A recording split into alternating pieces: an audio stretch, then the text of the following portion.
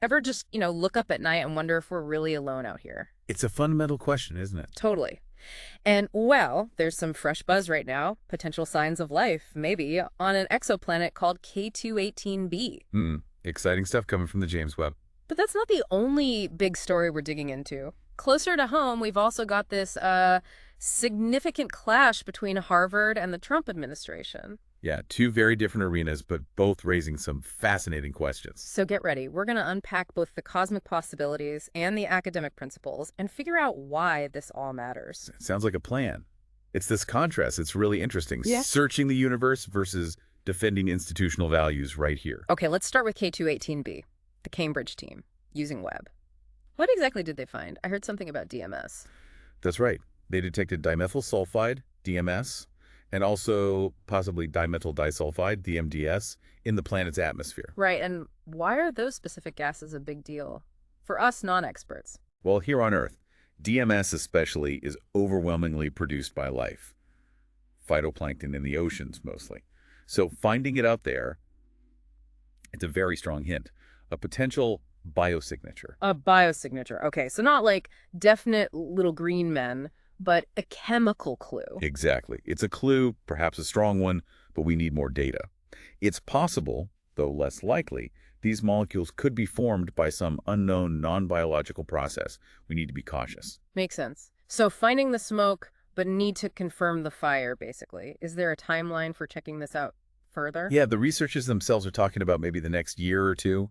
They need more observation time, more data to really nail it down to see if the signals hold up and rule out other explanations. Got it. Fascinating. Okay, let's pivot now. Completely different world. Harvard University versus the Trump administration. What was the root of that conflict? It essentially boiled down to Harvard refusing demands from the administration about how the university should run itself. Things like hiring decisions, governance, even teaching practices. Harvard just said no. Pretty much.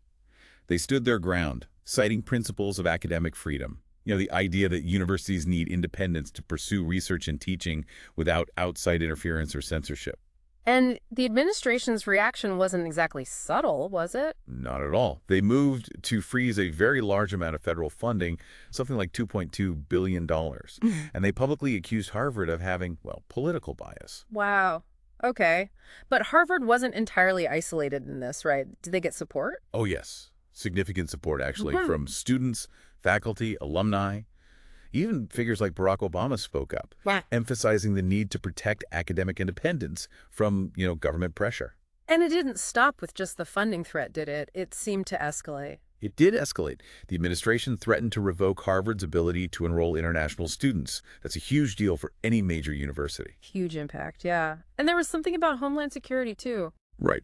Homeland Security demanded records relating to alleged illegal activities by some foreign students, specifically mentioning concerns about anti-Semitism. So the pressure ramped up on multiple fronts. So facing funding cuts, visa threats, investigations, what was Harvard's final stance? They held firm.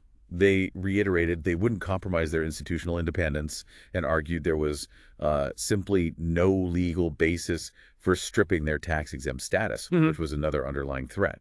It really showed how fiercely universities guard that autonomy. Okay, so let's try and connect these two stories. We've got potential life on K218b and this intense fight over academic freedom at Harvard. Is there a common thread here? I think there is. Both stories, in really different ways, are about the search for truth and understanding. One is looking outward, asking profound questions about life beyond Earth. And the other? The other is looking inward, defending the very principles and structures that, at least ideally, allow us to freely pursue knowledge and debate ideas right here. Defending the process of discovery itself, you could say. That's a really interesting way to put it. The excitement of the potentially unknown versus the defense of known vital principles. Exactly. One is pushing the boundaries of what we know. The other is protecting the foundations of how we know. Both involve navigating uncertainty and external pressures, whether cosmic or political. So maybe the takeaway for everyone listening is to think about both sides of that coin. I think so, yeah.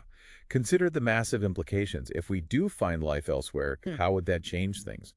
But also, think about how crucial it is to protect the spaces, like universities, where difficult questions can be asked and knowledge pursued, even when it faces challenges. Exploring the unknown while simultaneously safeguarding the very methods and freedoms we use to explore.